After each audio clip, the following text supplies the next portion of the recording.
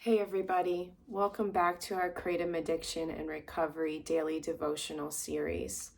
So we're in a study in the book of Job right now, and we left off last week where Job had lost everything. He had lost his family, he had lost his wealth and his livelihood. And we left off at the part where Job's friends started to come around. And a big part of this book is actually this dialogue between Job and his friends. And they came when he was having a hard time, and they're just going back and forth about, why Job could have ended up in this place.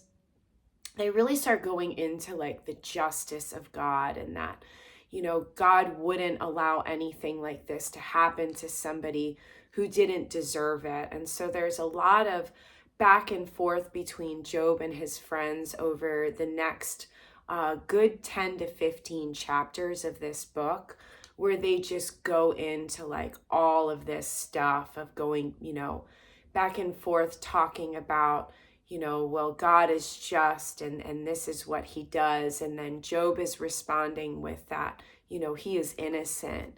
And so we're not going to get into every chapter subsequently that happens after Job's friends come around, but we're going to pull some key points from it, and we're going to look at it, how it relates to us personally and to our kratom addiction and recovery process. And I wanted to remind you, as we went over this book in the beginning, in the overview, we talked about how poetic this book is. And even in this dialogue between Job and his friends, there is some really beautiful explanations of who God is and his justice. And then there's also the response from Job, and it's so beautiful. So I encourage, if you haven't read this book on your own, to get into it, because I absolutely love this book. And so although we're not going to be going over every chapter and every verse, there is this beautiful poetic expression of these different views of who God is, what he's about, what his faithfulness is like, what his justice is like. So I really encourage you to read this book on your own. But today we're going to get into chapter 10, and we're going to be doing verses 18 through 22. I also want to give you a heads up too that we're going to be getting into some hard stuff this week. I know that we said that in the book of Exodus on our last study, and this is going to be kind of different. This is going to go into like some of the depths of, what it is to be in pain after loss, or, in our situations while we're going through our addiction and recovery process. And, guys, we are all human.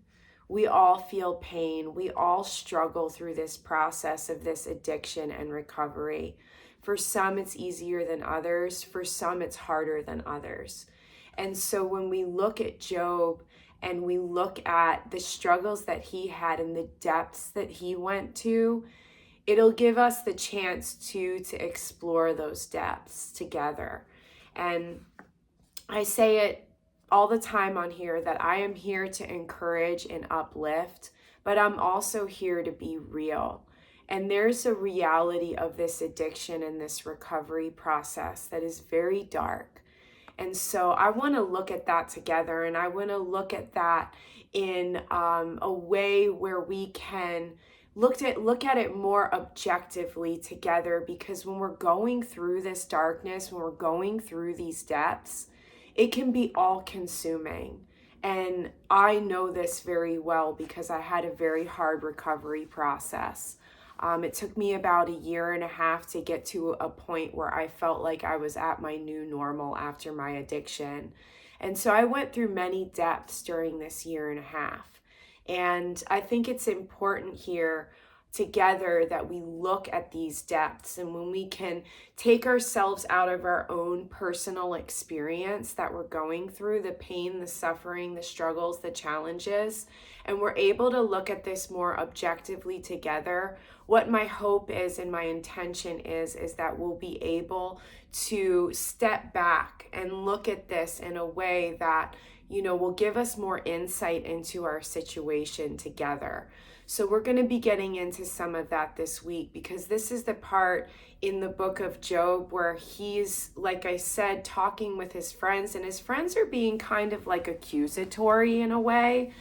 And, just saying like, oh, well, you must have done something to get into this place where, you're going through all of these struggles and these challenges, and you've lost all these things. So Job is just going back and forth like we were talking about. And so we're going to get into some key moments from that, and we're going to look at it, how it applies to us. So in chapter 10, where we're going to pick up today, we're going to do verses 18 through 22. And this is what Job is saying. Why then did you bring me out of the womb? I wish I had died before an eye saw me. If only I had never come into being, or had been carried straight from the womb to the grave. Are not my few days almost over? Turn away from me so I can have a moment's joy. Before I go to the place of no return, to the land of gloom and utter darkness, to the land of deepest night, of utter darkness and disorder, where even the light is like darkness. So that's heavy, and that's one of the examples of, some of the stuff that Job is going through, and some of the pain that he's expressing.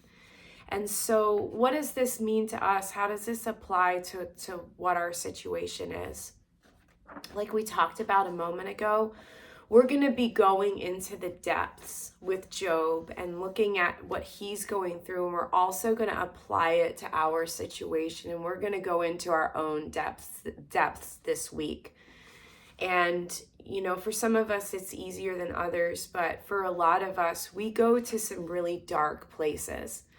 And there are times, just like with Job, where we question, he says, why then did you bring me out of the womb? I wish I had died before an eye saw me. If only I had never come into being, or had been carried straight from the womb to the grave. Like that's heavy. You know what I mean? That's like saying in, modern day language, like, I wish I was never born. And I know that that's a little intense, and maybe some of us don't go to that point, excuse me, when we're in our recovery process and in our addiction process. Excuse me, I'm just a heads up this week.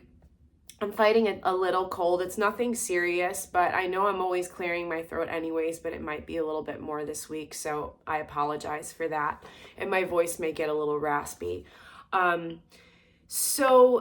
But like a lot of us, when we're in our kratom addiction, I know for me, like when I started to hit like the months into the like almost year of pause, there were times where I'm like, what is the point to life?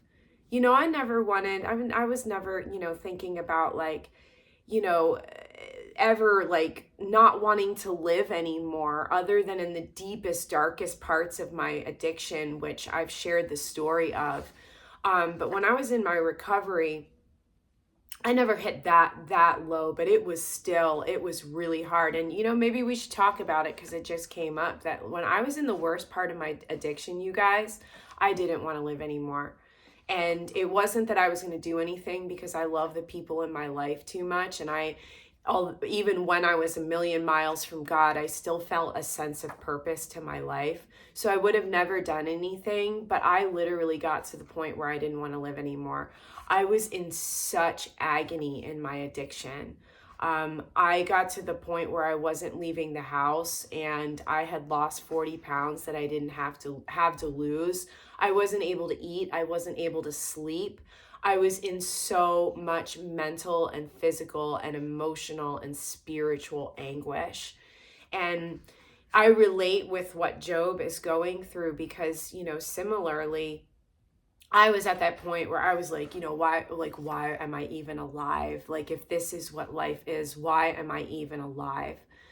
So today, the purpose of this is that we're going to look at these depths. We're going to go into a couple days, maybe a few days this week, depending on the verse that we're in, where we're going to look at these depths.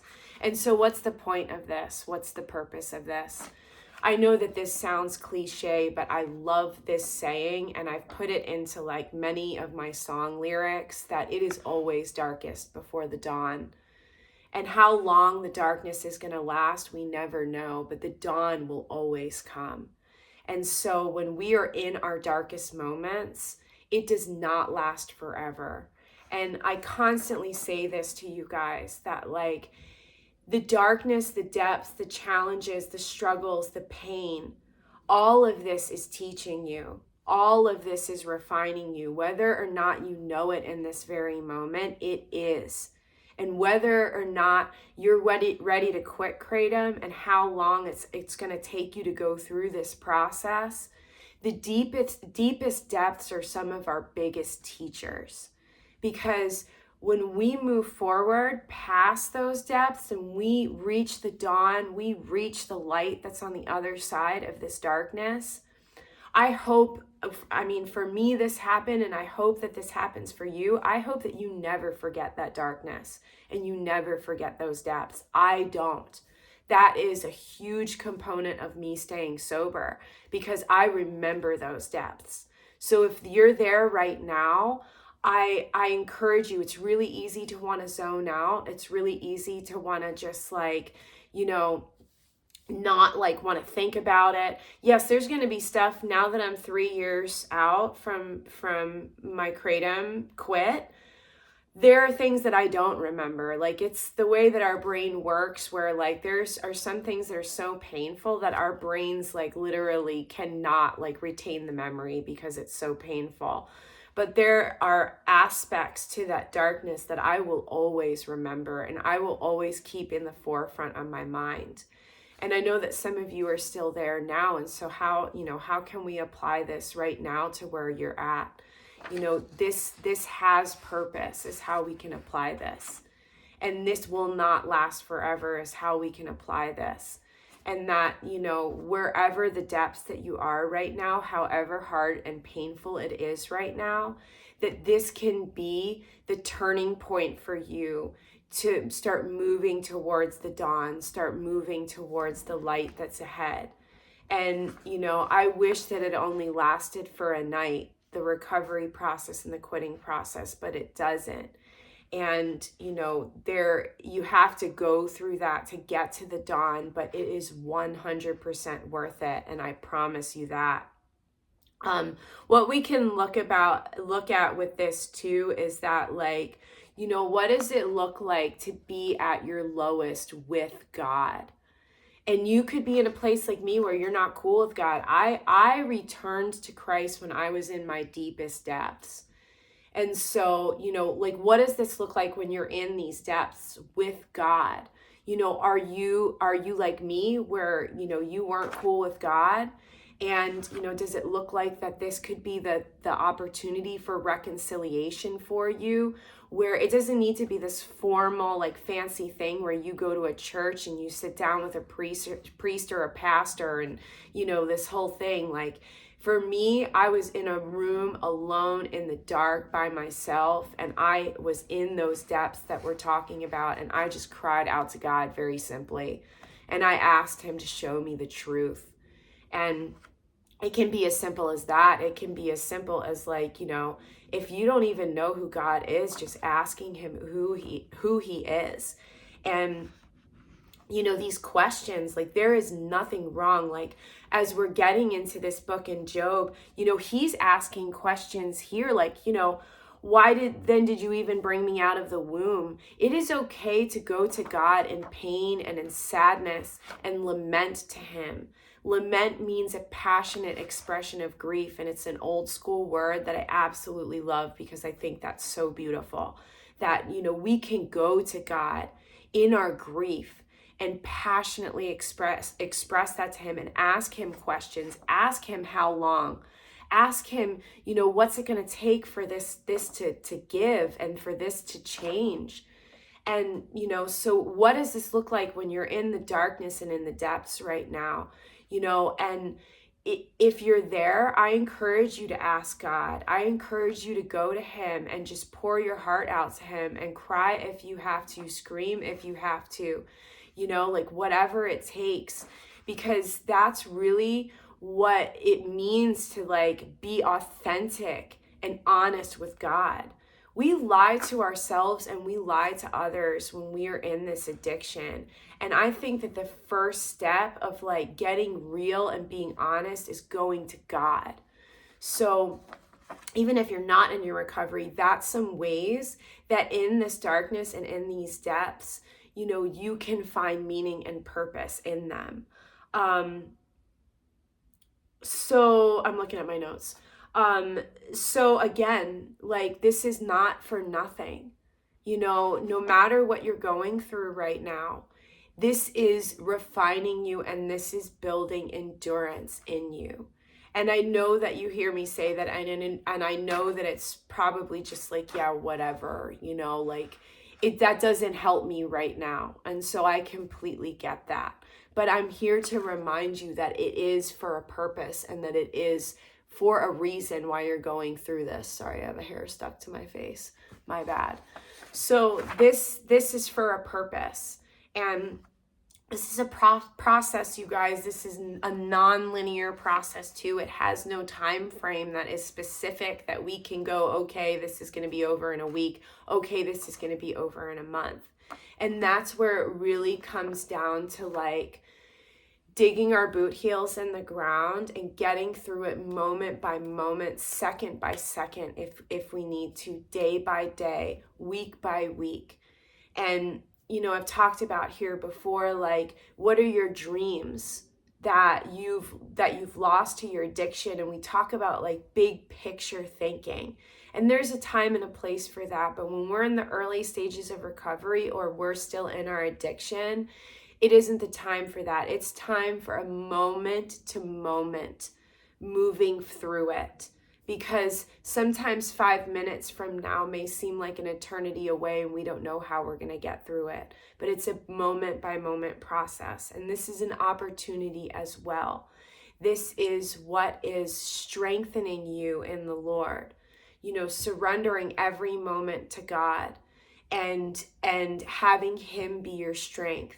AA does not, I don't vibe with it, or NA, I don't vibe with it, but I've taken some valuable things when I've read the literature and I've learned about different aspects of their process. And one of the beautiful things that they do have in this process is they pray the serenity prayer. And that is, God, grant me the serenity to accept the things that I cannot change, to change the things that I can, and the wisdom to know the difference. And I bring that up because, it's a surrender when we pray this prayer. And so it really comes down to really like a moment to moment surrender when we're in that darkness. So today, it wasn't an easy thing that we're talking about. This darkness is very hard. And it's not something that any of us want to go through, but it is making us better people. When we emerge, when the dawn comes and we step into the light, we are better people. We are changed people because of it, that move forward, hopefully, in our lives to take what we've learned and to live the lives that we are intended to live and to help others who are going through it. So I'm going to leave on that positive note today, and I encourage you to let us know how you're doing in the comments section below, and I'll see you tomorrow. Love you guys. Bye.